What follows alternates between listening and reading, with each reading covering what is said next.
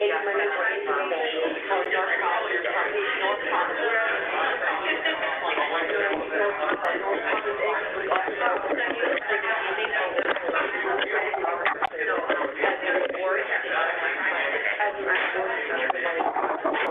Check, main mic, 1, 2, 3, 4. Check, mic, 1, 2, 3, 4. Date is November 17th. A lot of the information. 1, 2, 3, 4. All right, and now we'll take your oath of office. Yeah, and I'm a former federal official, so I've done it for Clinton Board and for Barack Obama.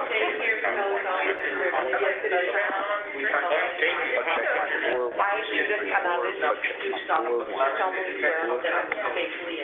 that I will basically execute the duties of the office of the Small Business Advisory Commission of the state of Texas, and I will do to the best of my abilities.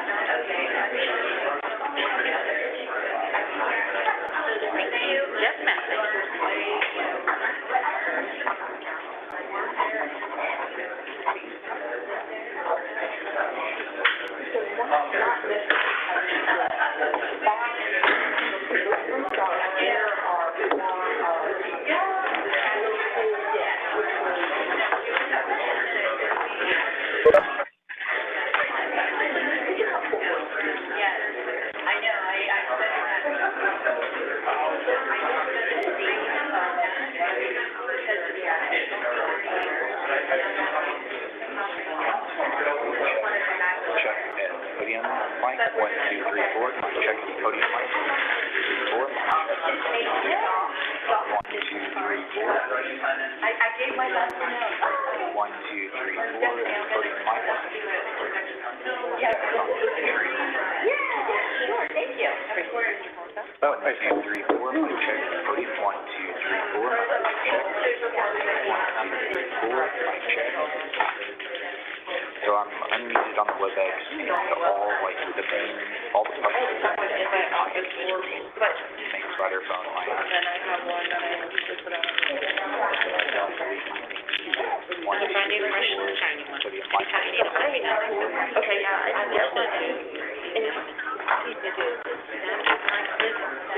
certainly don't touch yourself. Yep. I have, so for work we have to, her name is Molly.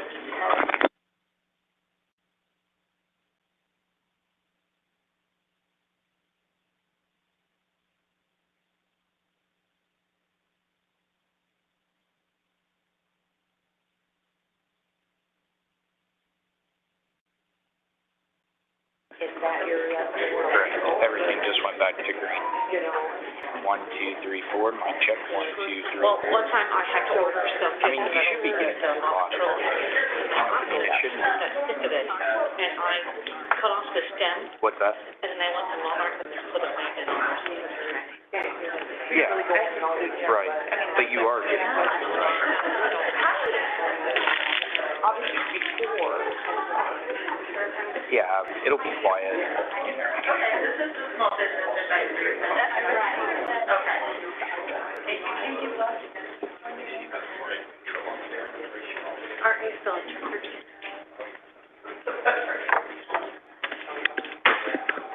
This is the main 1, 2, 3, 4. Mic check. 1, 2, 3, 4. Main mic 1, 2, 3, 4. And are you okay with playing that? That's what matters. And I've been there many times. Yes, and they're in the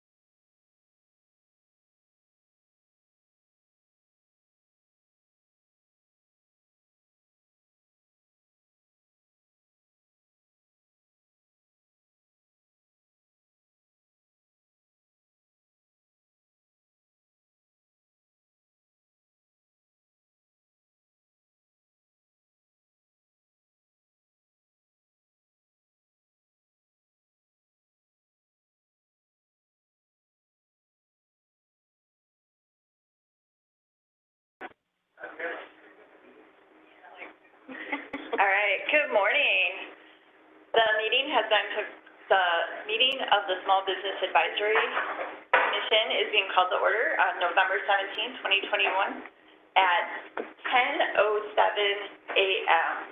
Monica, will you please take roll call? Yes. District 3, Judy Canales. Present. District 7, Katie Sorakas. Present. District 8, Sarah Shaquille. Present. District 9, Jeremy Roberts. Present. District 10, Jim Hollerbach. Jim Hollerbach, here. Mayoral, Lisa Tarillo. We do not have quorum yet. Yes, but we have been advised that as long as we are not taking any action and are just having conversation and collecting feedback, we are okay to proceed. And with that, we'll go ahead and again, welcome to the first meeting of the Small Business Advisory Commission. My name is Brenda Hicks-Lorenzen, and I am the Economic Development Director here for the City of San Antonio. I will be the presiding officer today, since the Commission has not yet had the opportunity to elect the chair. So again, thank you for all of those in attendance, both here in the room, as well as for those of you who are live streaming on Facebook and YouTube. The Commission was established to review upcoming policies, regulations, and issues affecting small businesses outside of the Sabeta Ordinance and provide feedback and recommendations to City staff, Mayor, and City Council. In light of the recent discussions related to the American Rescue Plan Act, it was requested that the Small Business Advisory Commission host a series of meetings with opportunities for small business owners to provide input on their ongoing needs and priorities. If you have not signed up to speak and would like to do so, please sign up with Olympia. So we will go ahead and start today's meeting with a briefing from Veronica Carrillo, our COVID-19 Executive Officer on the American Rescue Plan Act, or as we'll probably refer to it here on out, Arfa, Fiscal Recovery Funds, and the COVID-19 impact on small businesses. Thank you, Brenda. And congratulations on your new appointment and your first meeting.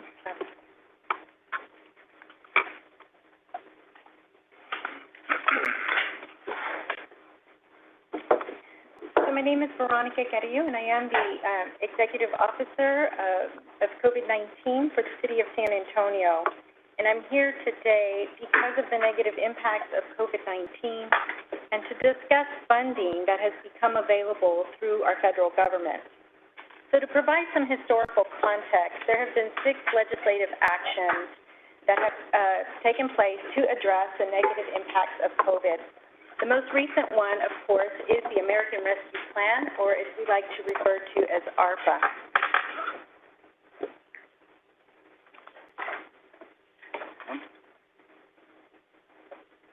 It is on. Oh. There.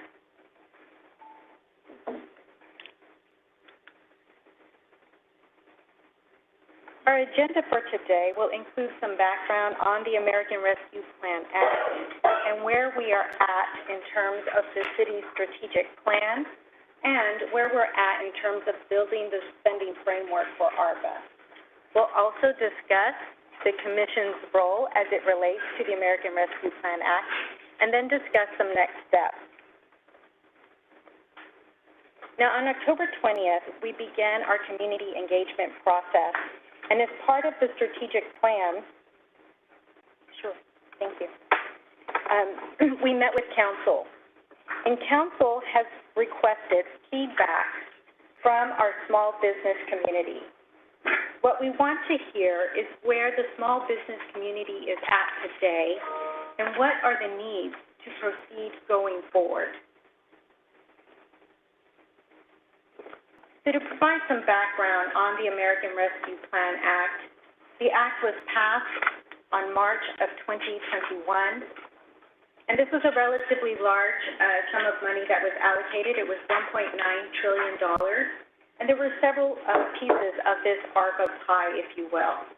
Now, some of those allocations included funding for certain industries, such as transportation. This is where we saw some stimulus checks show up as well. And the focus of today's conversation will be the allocation that was made to state and local governments to respond to the pandemic. And this allocation was $350 billion. So what does this mean for the citizens of San Antonio? San Antonio was allocated $326.9 million. Now, the funds will be received in two tranches. The first was received this past May, and the second allocation is expected in May of 2022. Now, the Congress expects us to be strategic with our planning, and so they do allow up until December of 2024 to obligate the funds, and they are allowing us to spend the funds all the way through December of 2026.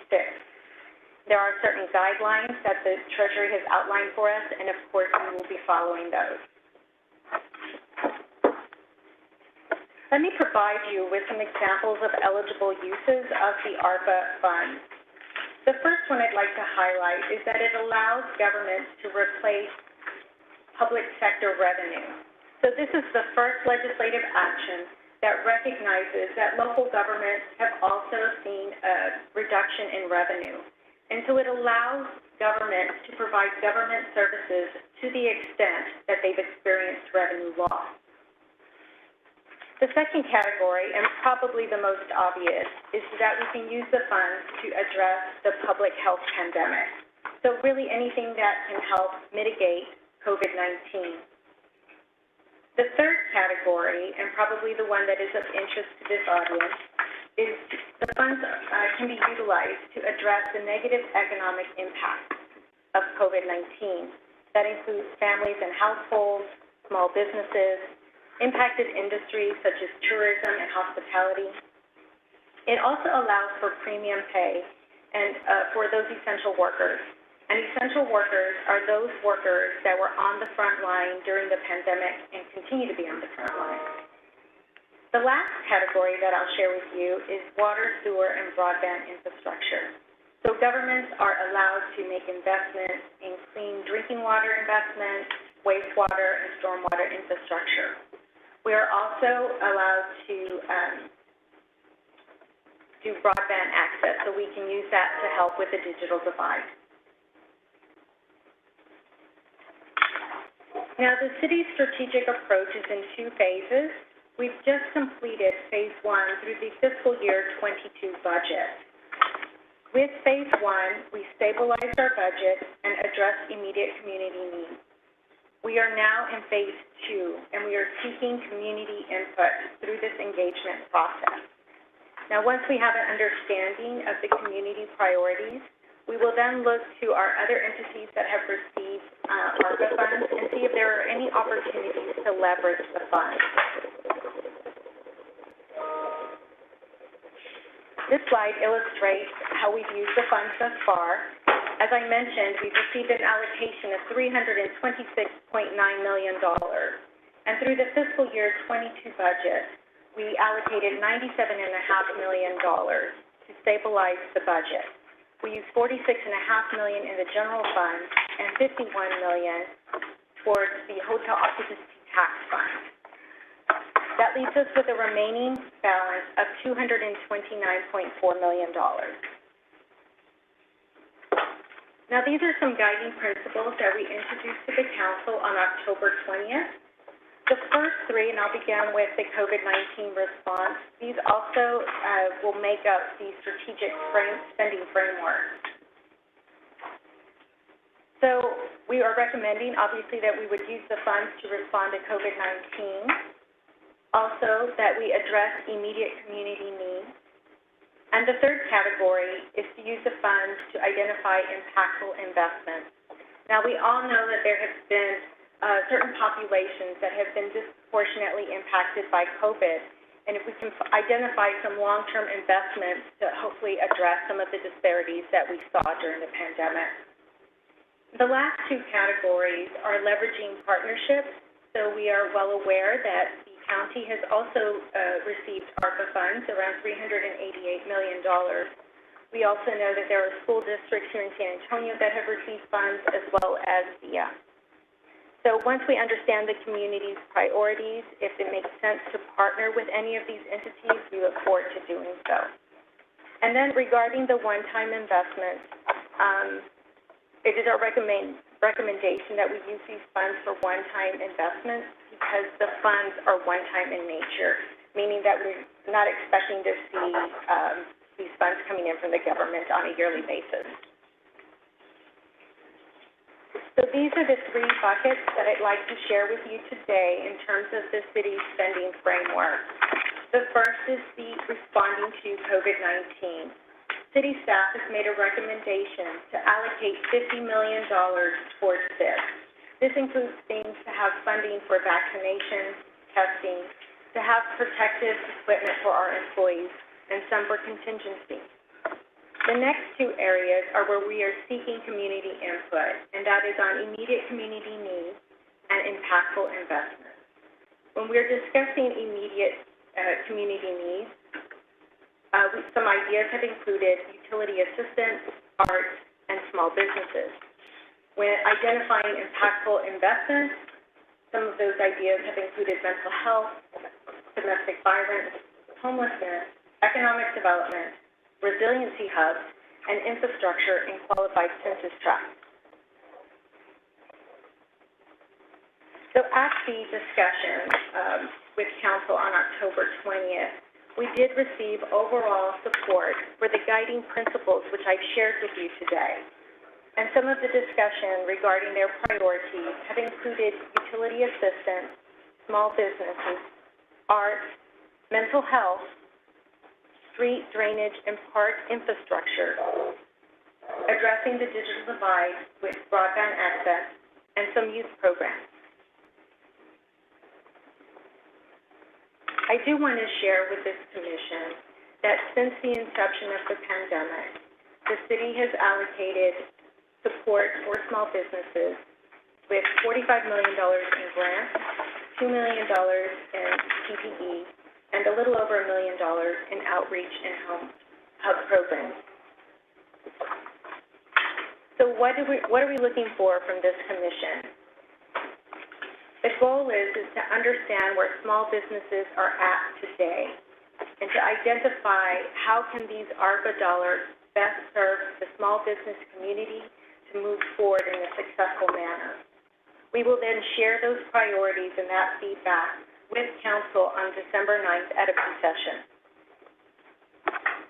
And this next slide here really just kind of provides the timeline. And so, as I mentioned, here in November, we are looking at the community engagement process. And here we are today doing this. And we also have 8 other community meetings that we've been having throughout the month of November. We will take all this feedback on December 9th and then listen to Council, and then staff will develop a recommendation to share with the Council and the public on January 13th at a session. And so that concludes my presentation for you. Just wanted to provide a little bit of background on the American Rescue Plan. And I'm going to hand it back over to Brenda to continue the meeting. Thank you, Veronica. So in order to understand the current small business needs, we will now proceed with public comment. When your name is called, please come to the microphone at the function. For those in attendance as well as those unable to attend, we have created a short feedback form which will be available on the SA Speak Up website and the city's ARFA website, as well as the Economic Development website. This form is available in both English and Spanish. For those of you in the room, you can also scan the QR code on the screen to access that feedback form.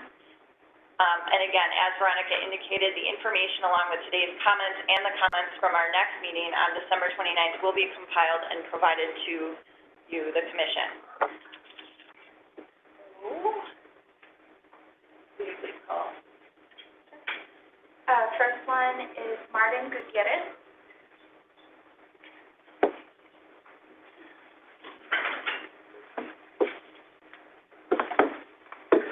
I also have a one-page I could pass out to you all.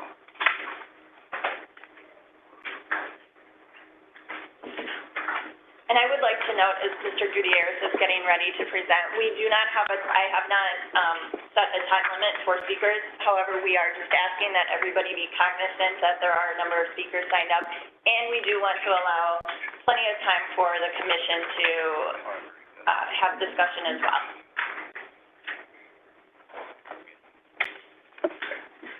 Good morning, members of the Small Business Advisory Commission. My name is Martin Gutierrez, and I'm the Director of Public Policy and Business Advocacy for the San Antonio Hispanic Chamber of Commerce.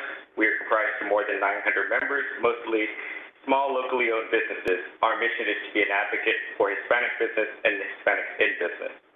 On behalf of our more than 900 members, I'm here to express our support for using Arfa funding to create a grant program for small businesses to meet the suggested criteria. One, located within San Antonio, registered business operating in San Antonio, specifically registered operating prior to March 2020, experienced a negative impact on operations due to the pandemic, 50 employees or less, and $1 million or less in annual revenue in 2019 or 2020, and of course be in good standing with the Texas Comptroller's Office and no outstanding tax obligations or liabilities.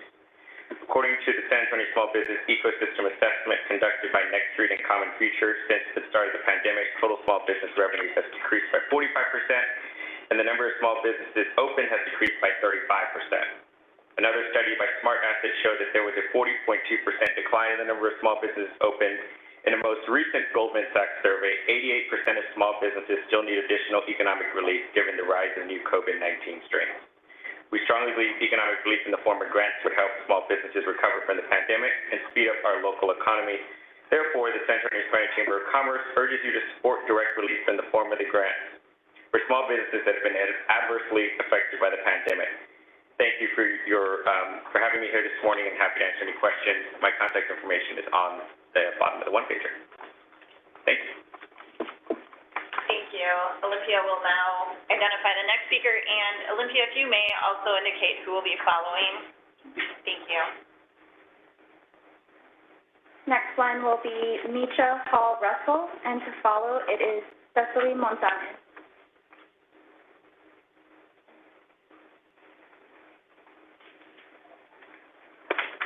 Good morning to the Commission. Thank you for having me today. My name is Micah Hall Russell, and I'm here today to represent my business, H. Russell Ming, LLC, doing business at Auntie Anne's Pretzels, Texas 227. The negative impact of COVID to small businesses has been major, as everyone knows. My goal has been, we have been hard hit too, as have been a lot of other restaurants, and we actually have a mobile food truck and are expanding our business in San Antonio. What I want to talk about today, though, is run a little bit deeper than that. Specifically, I want to start off first by thanking Mr. Charles Johnson with the South Central Regional Certification Agency for helping my business to get certified with CEBETA, the certification we received approval in September. I want to also voice some concerns that I think small businesses like me may be having in trying to grow their business and meet the needs of the employees that we have. My first concern is the City of San Antonio is giving major city contracts to big businesses that are not committed to empowering small minority and women-owned businesses and are not treating us with dignity, fairness, and respect. Just like, the city has all these goals and objectives, but I feel like, in my experience, there are other entities that are in play to distribute those funds or to negotiate with businesses directly that do not have the same goals, is my point. I'm going to speak of two of my own personal specific experiences. My organization has been negotiating multiple business contracts with two big city contractors. One's Black Tie Favor, the other HEB. My experience with Black Tie Favor at the Alamo Dome has been very frustrating, both in operation and in negotiation. Even though we have exceeded expectations over the last 2 years in sales, revenue, and overall performance that has been documented, we are granted no grace, have no leverage when renegotiating our contracts. When offering reasonable terms, we're told we're met with silence, or we're told you can pack your things up and leave. Due to these responses, I have felt obligated to lean on this committee for support and to let you know what's going on. my experience with HEB has been similar, unfortunately. The difference being that I have not been even granted an in-person conversation or phone call to discuss or negotiate any terms prior to the leases that I signed. Excuse me, I'm kind of under the weather.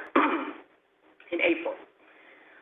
The leases were signed in April with no concessions offered, no opportunity to negotiate any, and due to the lack of involvement by the leasing teams, neither of my locations is open despite we've been paying our rent for over 6 months. I was born and raised humbly here in San Antonio. So my mother was a police officer, my dad was a small business owner himself.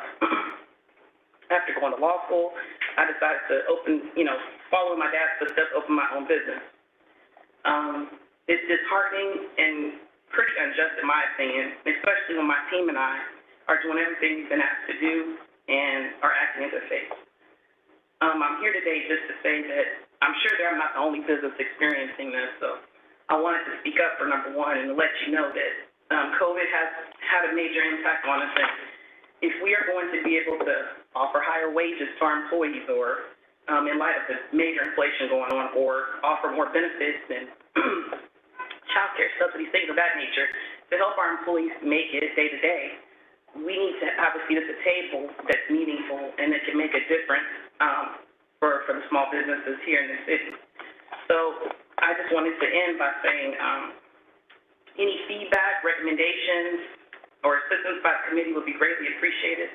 I'm not complaining. I'm just wanting to bring to light an issue or a couple of issues that I feel that, like I said, other businesses may be experiencing but may not be able to voice them. I hope that everyone has a great day. Thank you for your service to the city of San Antonio. What you do is very important, and God bless.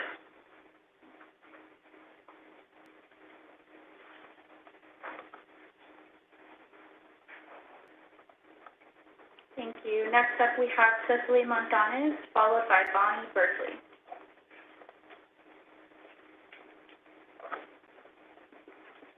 Hi, thank you all for having me today. I appreciate your time. My name is Cecily Montanez, and I'm here on behalf of our Early Childcare Centers in Educare San Antonio, Early Childhood Education, to share with you about a new initiative, Educare. And so Educare San Antonio, and ask for your support of Educare San Antonio. Educare San Antonio is a one-time investment for immediate and long-term solution, which is an impactful for families, accessible. Child care is necessary and essential for families. It is essential for small businesses, for the development of new centers. There is a child care shortage in South Bexar County and the south side of San Antonio, which has been exacerbated by the pandemic. And so with 20 other community partners, we ask your support of Educare San Antonio to address three things. One, the child care shortage on the south side of Antonio, which in an area where there are less than 5 seats per 100 families, working families. Two, Educare San Antonio will support and train teachers and support small child care centers to improve their quality for TRS, with the teacher rating Texas Rising Star, And three, Educare San Antonio will support small business operations for the community so families may return to work and offer families an opportunity to send their children to school. So I'm here to invite you all to consider Educare San Antonio as a one-time, long-term, impactful investment so that families, many young families like myself and others in the community, to return to the workforce and consider the opportunity for small child care centers to improve the quality that they have and serve our community. So thank you for your time, and I will leave my business card.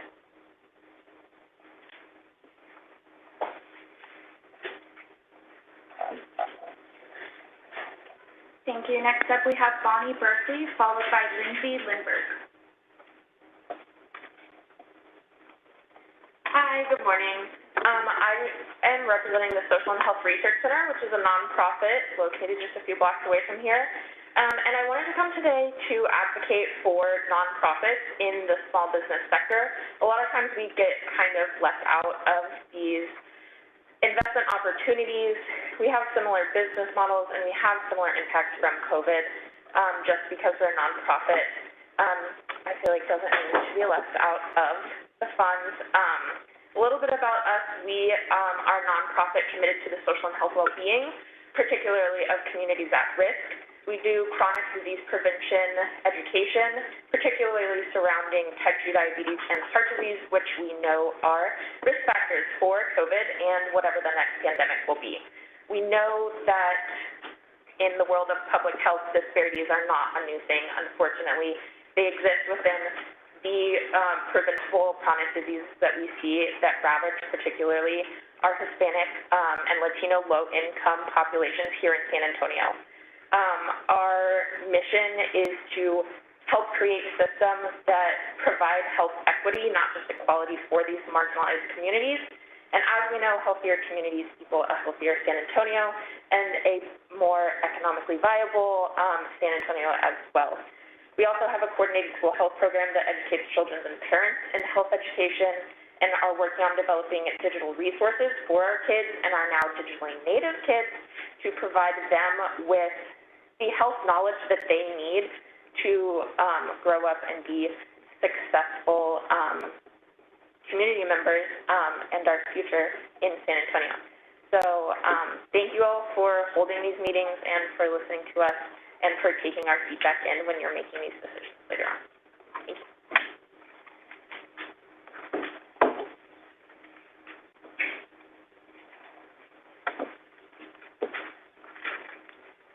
Okay, next up we have Lindsey Lindberg, followed by Robert Garcia.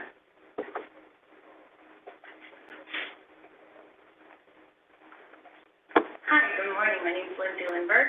I am a small business owner here in San Antonio. I own Artisan Oddities and Entertainment, and we provide live, large-scale entertainment for corporate events. We do a lot of work at the convention center, and my business has been directly impacted by COVID-19, as you can imagine. I also stand here before you guys as a representative of the Texas Live Events Coalition, as I am one of the directors who is in charge of advocacy on behalf of my entire industry.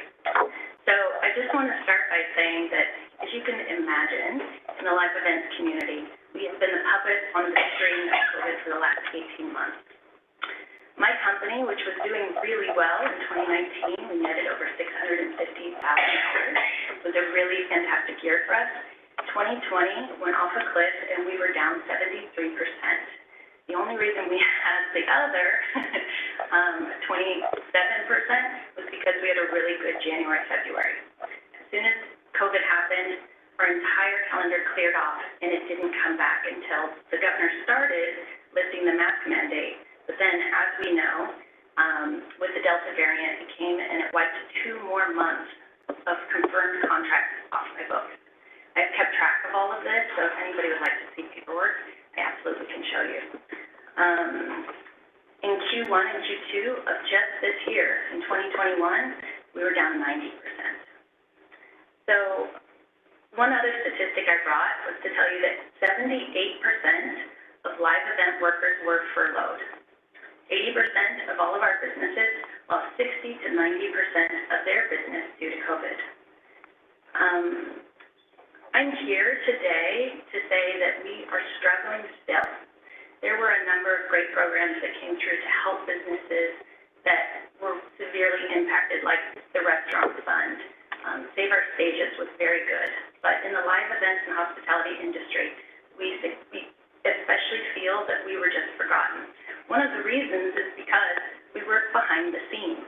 So we include people who do the lighting at large events. I'm in entertainment. We do a lot of the stuff that represents the city of San Antonio when we have large corporate groups who come in from out of town. You know, we show San Antonio in a really good light. And one of the cool things is we're bringing in money into the city. So with us being around and in business, we're going to bring more people into the city. They're going to spend their out-of-state money. We're giving individuals jobs here in the city. They're paying for all of their family needs and all of that, and it's all coming from outside of the state money. It's going into taxes. It's going just through our community. So we just really think that through no fault of our own, COVID has been just beyond measure.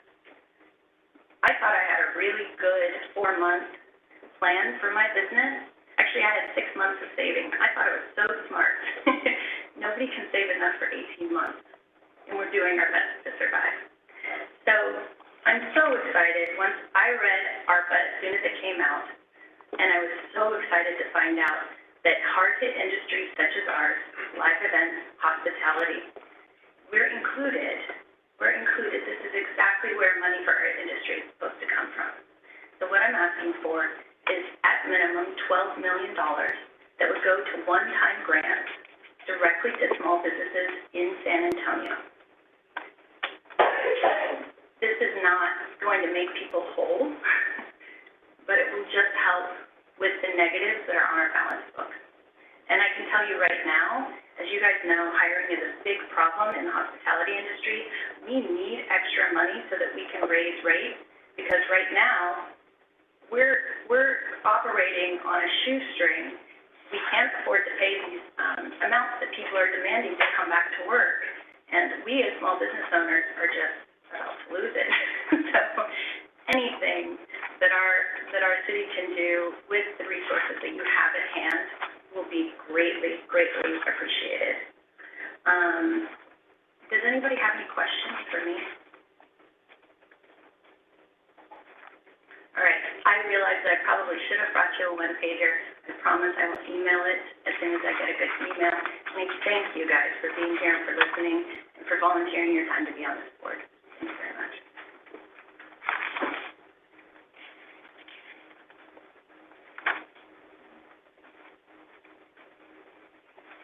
Thank you. Next up, we have Robert Garcia, followed by Jason Beck. This is the last individual I have signed up. If you still wish to speak, I welcome you to do so, and please, check in with me and proceed to the podium.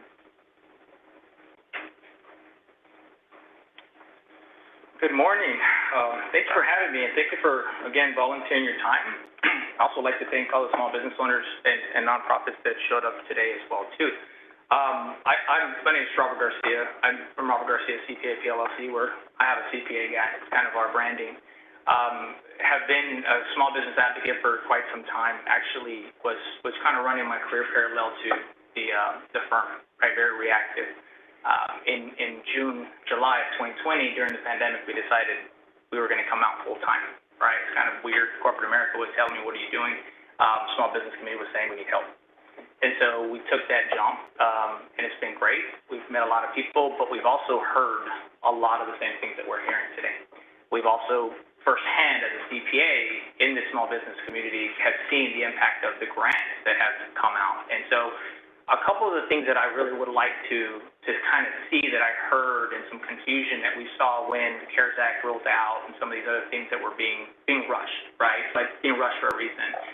Clarity on definition. I think we've now come to sort of normalize this concept or this term of micro businesses, and I don't think that we've landed on a definition in terms of we're saying 1 to 5 employees. We say small business, and that's anywhere from 0 to 100. And what we say when we have somebody at 100, they could have millions in revenue, and yet we have some of the smaller organizations that have 20, and that's not millions in revenue. And so when we're trying to be fair with that distribution, we really want to be very intentional with some of those definitions so that we can make sure that we're targeting, and as we heard earlier as well too, making sure that those partners that we have, right, that those monies are going directly to some of these organizations. I would also like to see an emphasis in some of the targeted underserved areas in San Antonio. Maybe a little bit more challenging, but we continue to see some of the same demography in some of these areas being underserved, and we really need to do I would love to see us do a better job in trying to lift those up, and that's in no way implying that the city or the county even have not done a great job. I think San Antonio has done a fantastic job overall. We have a ton of resources. One of the things that we've dedicated in terms of our social media has been awareness, us going out there and visiting some of these neighborhood centers that exist so that we can speak to them and also guide, right? As these clients call us, we want to push the awareness to some of those organizations. Definitely one-time grants, right? I think that's been mentioned. It was extremely helpful in the EIDL loans, EIDL grants, and then the PPP.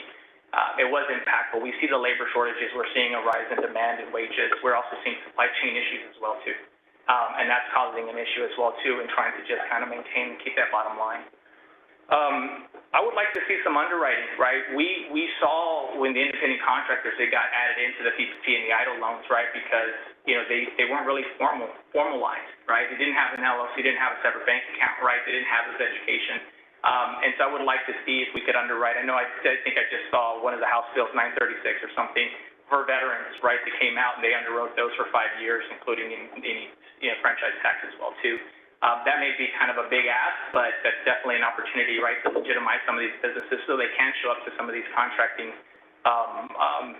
opportunities, right, that we have as a legitimate LLC and whatnot, because that's what we typically ask for, especially as a professional. Underwriting the fees associated with getting your LLC? Yeah, the $308, right, that's kind of associated with that. Thank you for that.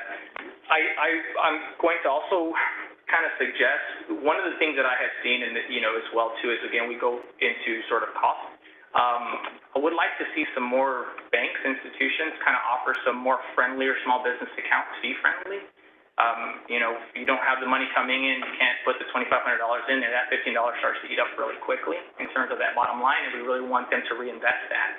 Keeping $2,500 is like keeping inventory, right, that's unsold on the shelves, and we really want to turn that over as quickly as we can. I was part of the Small Business Summit yesterday. We heard that there's some opportunities right within our economy to kind of swing back. We want them to be prepared for that.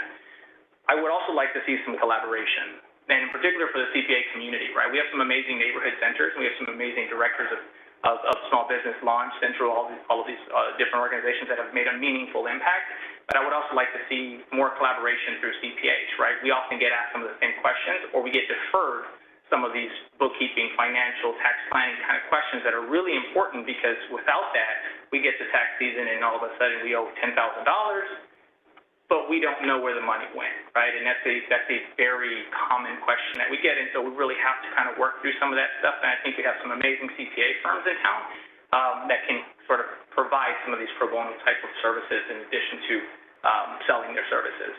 And lastly, I did also was provided a copy of one of the Next Street Capital's sort of report, and it did speak to amazing resources that we have within the city. That's just very disconnected. I would love to see, you know, some efforts put into, you know, working to help collaborate some of those efforts and creating more of a systematic approach so that they're not all working kind of on individual silos. I think connecting those resources is really what's going to help us excel and propel our small businesses, because we saw during Snowmageddon and during the pandemic, they're the ones that have shown up the most in terms of feeding our elderly and providing additional services, or even Wi-Fi for some of the people that didn't have that, and water and things like that. So I'm always available for any questions or available for any additional conversations.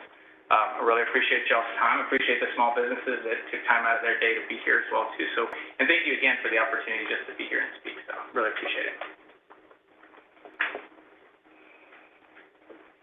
Okay, because we do not have a forum and we need a limit discussion, I'm going to ask the board members just direct questions to staff if you have any, and save your comments for our next meeting. So we do have Arfa scheduled to be an item on the next board meeting. You'll have the opportunity to have full discussion at that time. Did we have any more speakers? I thought we maybe had one more. Okay. Yes, we do have one final speaker. It's Jason Beck. And I did see a couple of people come in after. I'm not sure if you had a chance to sign up, but we do welcome you to approach the podium if you'd like to speak as well. Hello, everyone. I am the VP of Operations at RAM2 Utilities. We are a small business that focuses on putting in water lines, sewer lines, that sort of thing.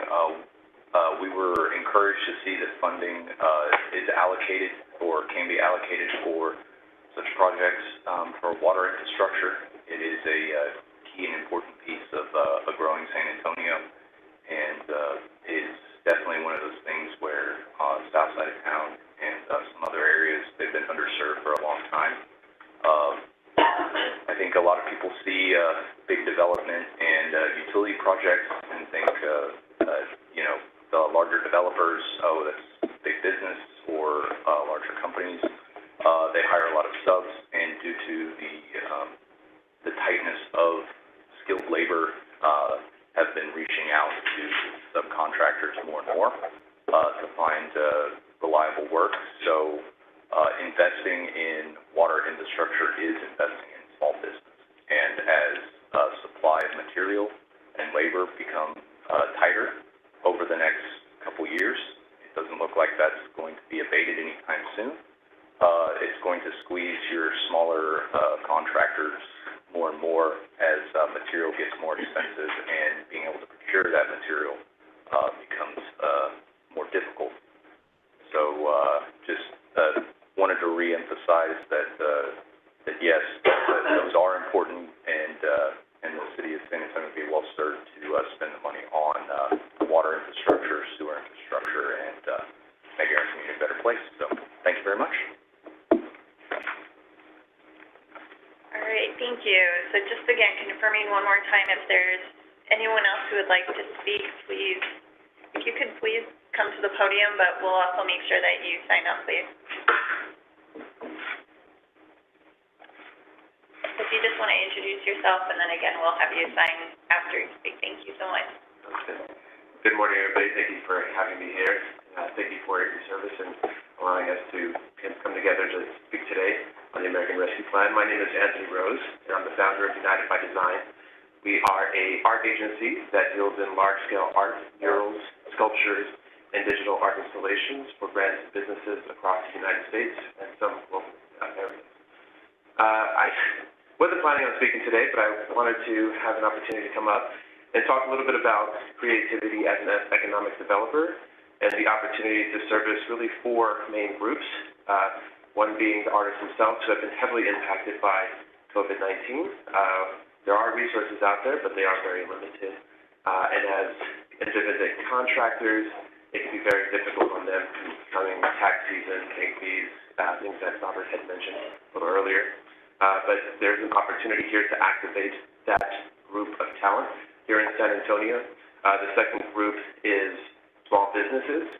There is an opportunity to partner up artists and these small businesses to enhance the visibility and the value of the building and the facade of the building that they occupy, as well as create a secondary narrative and messaging around how that company may be impacting the neighborhoods. It's also great for the neighborhoods that it is in. It's an opportunity to give something of value to the neighborhood and to the residents of that neighborhood. It's great to feel like you are part of an ownership of a public piece of art that you can be proud to share. The fourth is large businesses and the city. There's an absolute value in utilizing arts to showcase, branding and messaging for a lot of these large businesses. In terms of advertisement, we see them kind of creeping into the city with these kind of large-scale ads that are obviously ads. But there is an opportunity to utilize that same talent group of artists and maybe work together with the large businesses to have more of a aim of sharing art that may be in alignment with some kind of messaging or marketing, hopefully positive and impactful, and allow those companies to invest and enhance the communities without plastering their messaging on the sides of walls. We really try and push as a company to encourage our clients to do so. We have clients as small as mom-and-pop grocery stores, so we try and help on a daily basis. We do a lot of community work, but we also work with large businesses like Chevron, sports franchises like the Houston Astros, and museums and institutions like the Houston Maritime Museum, looking to get more involved with the local community here and to help out. I just wanted to take this as an opportunity to maybe talk a little bit about a gap that's been seen in my immersion into the arts and business side of things. There's really kind of this gap in between where digital art and artistry used by businesses is used to kind of promote the brands. On the other side, there are the public arts programs that are meant to enhance and cultivate the neighborhoods that they belong in. Really, there's an opportunity to kind of start a conversation and a narrative between both, where we can kind of come together to help kind of push out these opportunities of public art by using the funding from these private entities and organizations, giving them the base and putting them in a place that is supportive of the community, but also with the public arts sector where a lot of the funding is relied heavily from the government and hotel occupancy tax, which is not exactly where we'd like it to be to make as big of an impact.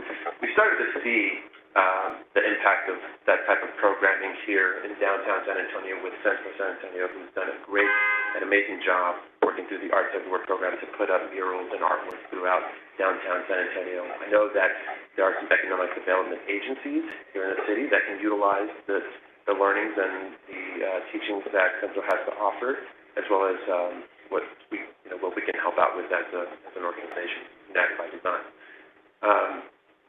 I just wanted to kind of put that out there, and anybody's interested in maybe talking a little bit more about how this kind of hybrid drive towards economic development using creativity and impacting these four groups of individuals or groups of people that I mentioned earlier. I'd be happy to discuss that more. Thank you all so much for your time. Again, my name is Anthony Rose with United by Design. Thank you. And Mr. Rose, if you could please provide your contact information there. Thank you so much. All right. So again, in light, keeping in mind the guidance that we have provided from the Commission Attorney regarding what we are able to address, again, the questions and any kind of general feedback and comments regarding the topic at hand, we'll just go around the room if that's okay with you all. And so with that, if we can start with Julissa Cariello.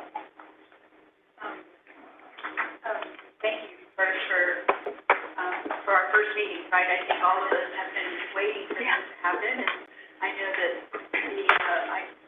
I know the staff's been working hard to get this going, but the quorum of attendance and filling the seats is so critical to this community. I'm so thankful to hear from the business owners and the organizations that are coming and are a part of supporting these small businesses and what they believe they can do to help identify, solutions or identify items that they're saying that they need assistance in. I know as a business owner, there's been a lot of things that we're thinking, why didn't this happen for us?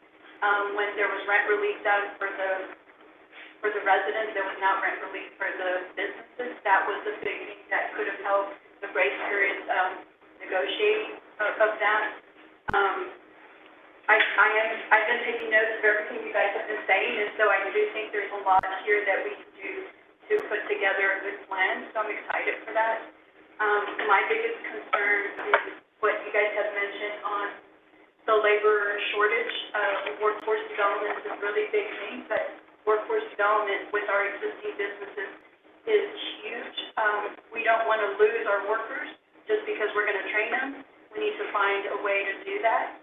And I'm really hoping that we're going to have a workforce development update at this committee as to what's happening, what's being provided from that committee or that division that is saying, here's how the small businesses are taking advantage of that. And somehow we need to track it to make sure that it is not just a benefit for the large business that now no longer has to pay for employment search, right? Now it's being set up for them, but what we need to know is that something is happening for the small business to help create that advantage for them to advance as well. That's it. I know I have a lot. I would talk all day, so I'll let it go to you. All right. Well, and again, thank you for that. We have certainly made a note about the workforce development update at a future meeting, so thank you for that. All right. Judy Canales? Yes, well, good morning, everybody, and my name is Judy Canales. I serve as the Executive Director of the Southside First Economic Development Council. It's an honor to have been appointed for City Council District 3, which is where I happen to reside, but I also work very closely with City Council Districts 3, 4, and 5 because the organization of Southside First footprint covers all of those council districts. And so from my end, as an organization, we're now in this category as well as a small business development organization, under the notion of COVID, the pandemic, really did pivot, as the word that we've all been using, the opportunities for how to reach the small businesses. And I have been working as a cohort with SAGE, San Antonio Growth for the East Side, with West Side, which of course is now Prosper West, with Centro, San Antonio. So those of us who are in this space and responsibility of providing the technical assistance to the small business owners, to providing them with the information, the resources. And so from what we did experience-wise with the Bexar County grant from last year, the CARES money, that first tranche was basically wide open and did not have any, it was all first come, first serve, and Bexar County learned that that was not reaching the small businesses. And so a point was made earlier about, the definitions, and it was very clear with us, which was 10 persons and below. That was on the Bexar County definition.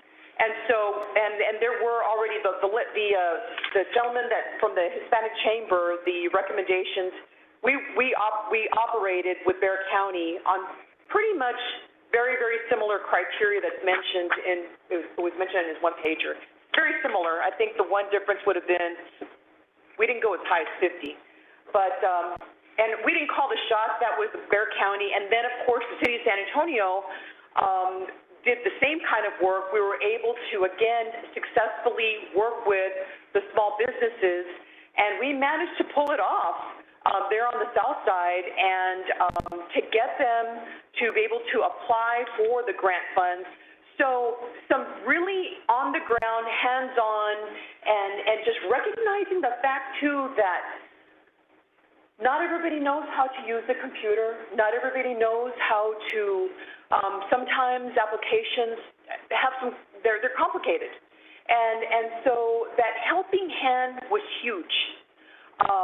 I'm bilingual, so I speak Spanish, and so did that also, providing technical assistance in Spanish. And we're a small outfit regarding Southside First, but we did it. And so from that carrying forward, again, working with the city to continue to call our small businesses and research, basically doing kind of like a phone bank and asking those individual businesses, where are you now? And that's all been during this COVID environment and to this day. And so while there's a couple of things that I will say, which is, sadly, there are some businesses that didn't make it. We've identified some of them. But we continue, the vast majority, and there are, for everybody's reference, there are 7,000 small businesses on the south side of San Antonio. So with the effort that we've been doing, and I'm not saying we save the entire day, but we make our contribution to be that voice. And so I just look forward to the effort within this commission because that's the role that I play as far as having been doing this, providing the service and staying on the ground. And so where are we now? Agreed with Julisa's point about helping. There's got to be better ways, and I'm saying this as your friend, as your colleague, of how we work together to get this information to our small businesses in a proactive way. Don't be expecting people to be calling us up. That's not how the day works. And so we've got to be proactive in reaching out to them. And on workforce, on whatever is going to be the decision here regarding Arfa funds, I would also say to the gentleman that made the point about sewer and water and drainage and so forth, still some basic functions that need to happen, certainly within my service area, the south side. And, and that goes along with lighting and everything else. And also, having just attended a Council District 3 meeting last night where the conversation was also about development and what standards are being placed on small businesses and others, but then therefore we've got to be conscientious that we're not excluding people or knocking them out because they can't meet these certain standards. So those are some items that I have seen in my efforts, and I just look forward to working with y'all on this commission. And thank you, Brenda, Director, for hosting us. All right, well, thank you. All right, next we'll move on to Katie Sorakas. Yeah, thank you. It's a fairly uncommon last name. Hi, I'm Katie Sorakas. I'm the District 7 representative. I'm also a District 7 resident. I am a micro business owner, have been for a few years now. I own a firm that does fundraising and communications work, primarily in the nonprofit sector, but also in the for-profit sector as well. I am a PPP recipient. I think for me, when the pandemic hit, and I had some contracts either, delay or cancel, it was huge for me to get that funding. So I fully appreciate business owners who got spoke this morning. Talked about the ways in which this conversation that we're having is deeply impacting the lives of themselves, their families, their employees' families. I work with nonprofits across the city. I work with nonprofits that are serving folks who are experiencing homelessness, who are newly out of inpatient treatment programs for substance use disorders. I work with the community of people serving those with disabilities, both children and adults. And I think that one of the things that I hear in this discussion is a lot of proposals for both small grants and also technical assistance support.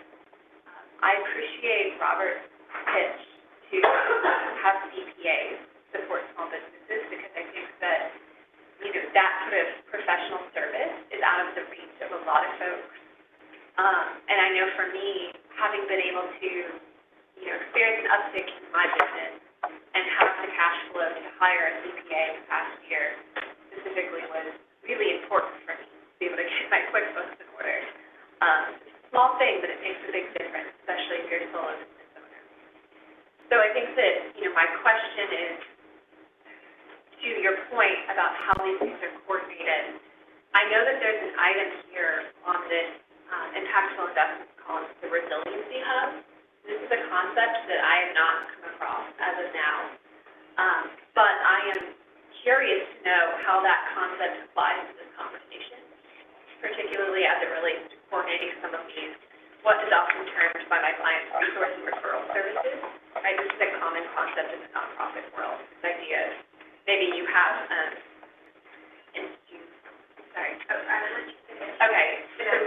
so maybe you have a person, right, who you can go to, and I understand that there are organizations in our community that already are in existence, like the UTSA Small Business Center, right, that exist to serve this sort of purpose for folks.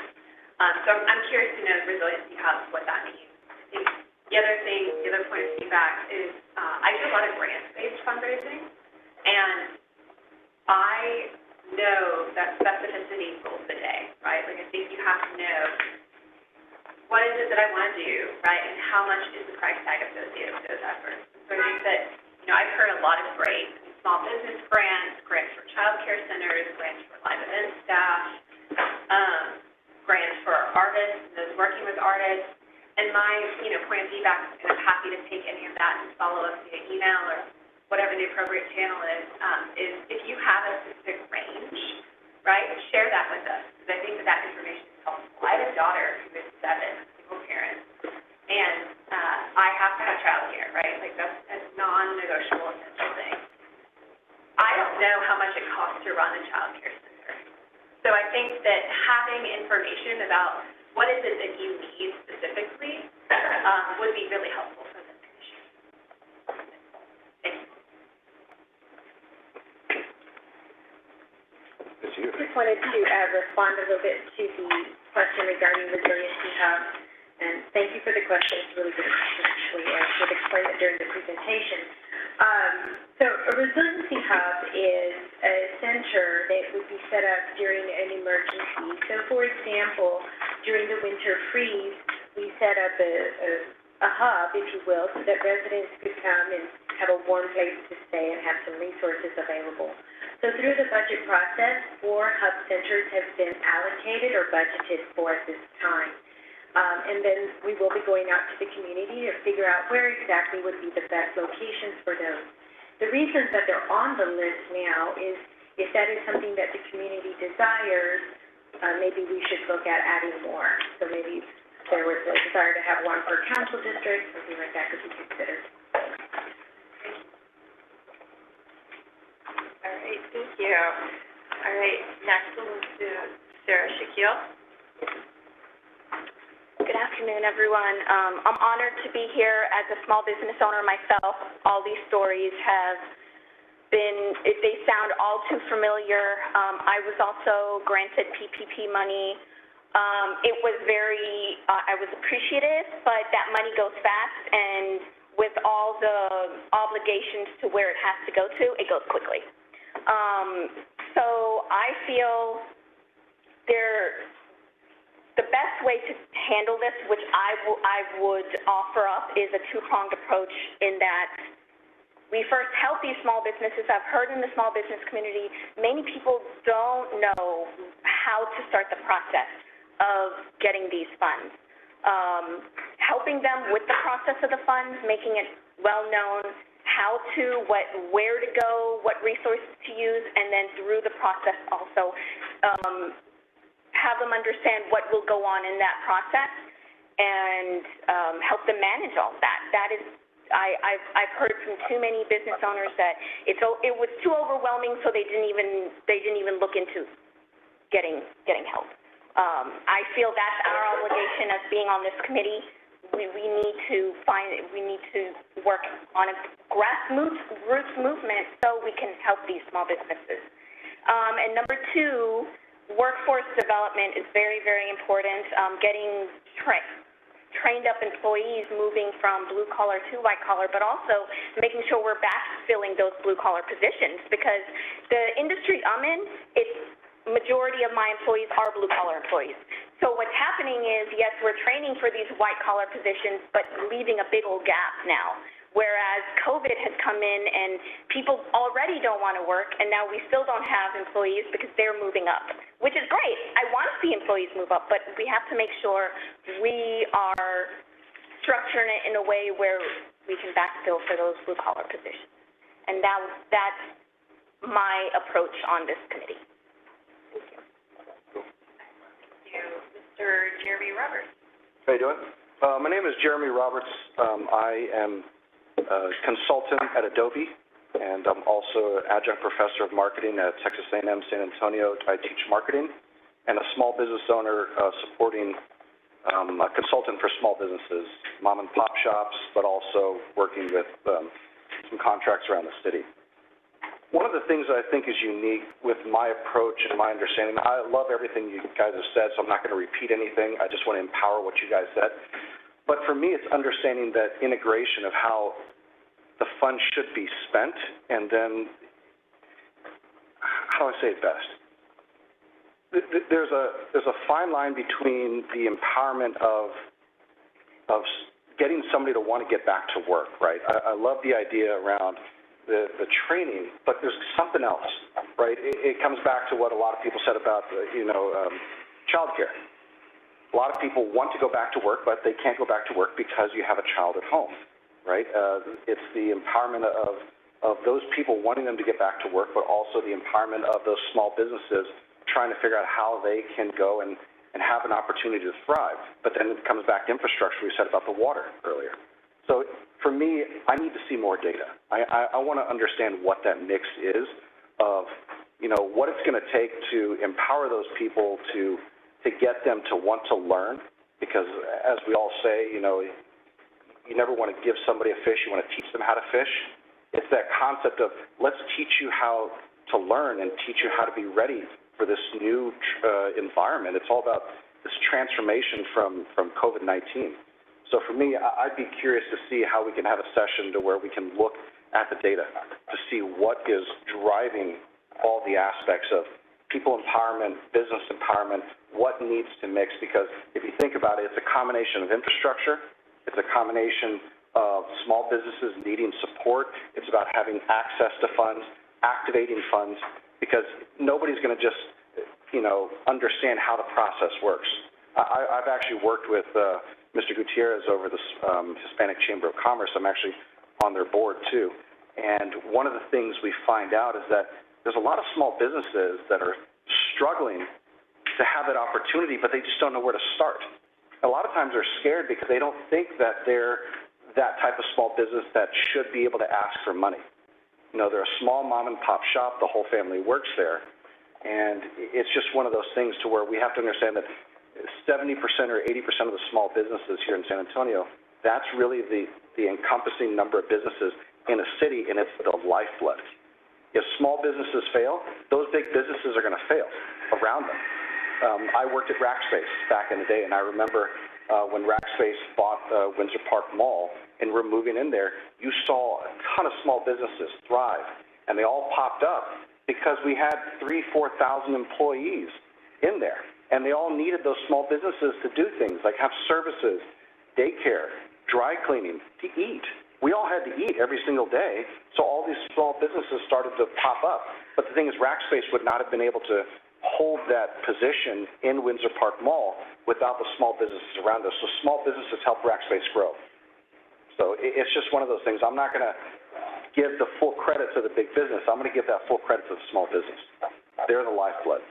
So for me, I'd love to work with this council to figure out how we can actually look at the data and figure out how we can partition out that money appropriately, because it's got to be that combination of education, availability, activation, infrastructure, and then tenure, talking about having 6 months of funding in the bank.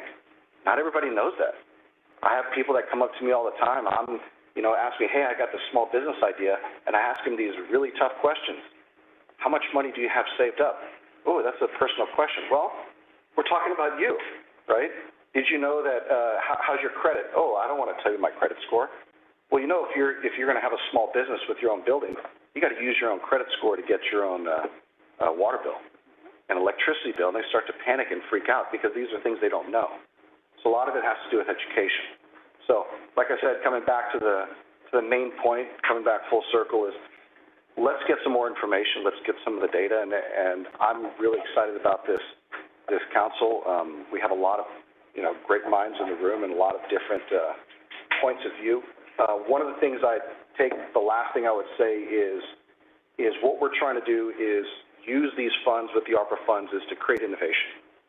So part of my studies that I've done is the concept of innovation. What is the definition of innovation? Innovation is 3 parts, right? It's diversity, it's chaos, and transformation. If you look at those 3 things, that is what drives innovation, and I think what we want to do is drive innovation for small businesses, right? Diversity in capability, diversity in opinion, where we all come from the different districts and all the different needs.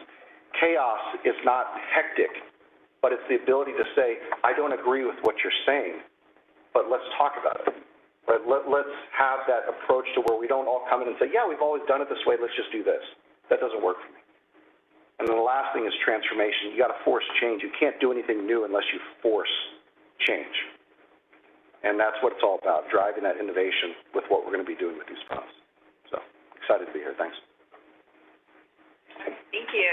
Last but certainly not least, Mr. Jim Hollerback. Well, first I want to say it's great to wrap it up here because y'all all said everything, right? So, and I can just kind of... You're welcome. Thank you very much, by the way. I'm a 37-year business owner. Our company is a title search business. We have been serving the financial industry for 37 years, and I have ridden the roller coaster financially with our business. We've had 100 employees and down to 10 employees today, managing just fine. So with a lot of independent contractors and such. Because the financial services industry was booming during COVID, we were busy, full staff, half out with COVID, half not, changing, people working from home, we adapted. Don't need to go into my story so much, but what's happened since then is this labor issue. It's a huge problem. Construction, financial, whatever. In 37 years, I have never seen how difficult it is to get people to work, and to get them to work for the right pay. We're paying almost double today for what that earner was making 2 years ago. It's incredible what we're having to do. Thank you all for coming to speak today. We covered all the industries that are part of this: arts, capital improvements, small business, and so on.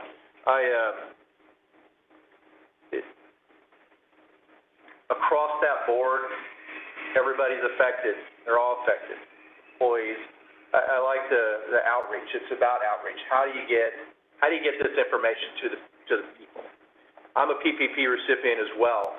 Fourth one at Bank of San Antonio to get funded. That quick. Got it in, got it done, got funded. Okay. I have heard horror stories of other colleagues and so forth that have been in the business. Thank God for the PPP. I get it. My rule of thumb was 6 months in reserves. I can see that going very quickly. The good side is we had business coming in, so we knew receivables were coming in. But, you know, people were slow pay and so forth. But, and that's in the financial sector. The PPP made a difference for us. Glad we did it. I look back, did we really need it? Yes. Glad we did. But so many people didn't know how to take advantage of it. I saw that, or were confused. And so I think the outreach is a real significant factor in education. You do a great job, Judy, with what you do and your community and such, and getting the word out there. I could sit here and talk all day too, and really, I think I'd like to just kind of reserve some, position to kind of see where we go with this and how to help build it. I've got some ideas, but let's kind of all share them together. So. Excellent. Thank you again, everyone, for being here, both for those of you who are here in person, as well as for those of you who have been able to join us via the live stream. I want to emphasize this is the first of many conversations, many opportunities. Again, the next meeting of the Small Business Advisory Commission will take place on Monday, November 29th from 2 to 4 p.m. in this room. Again, at that time, small business owners will have another opportunity to provide feedback regarding their ongoing needs and priorities. During this time, if folks are unable to attend that meeting, we also would encourage people to complete the online feedback forms that are available on the SA Speak Up website. QR codes, for those of you who are in the room, have just been brought up on the screen. We have them in both English and Spanish. We also have them on the tables. We also have tablets available outside if you want to go ahead and fill out the questionnaire right away, the feedback form. So again, share this. There's plenty of opportunity to provide feedback. However, we also recognize that not everybody has access to the internet. So if you want to provide comments and don't have access to the internet, please contact the Economic Development Department at 210-207-3922. I'm going to repeat that again for those who are watching us virtually. That number is 210-207-3922, and a member of the Economic Development team can certainly assist with completing that feedback form. We can also share that number with everyone here as well. So with that, the time is now 11:21, and the November 17, 2021 meeting, the first meeting of the Small Business Advisory Commission, is now adjourned. Thank you, everyone. Well,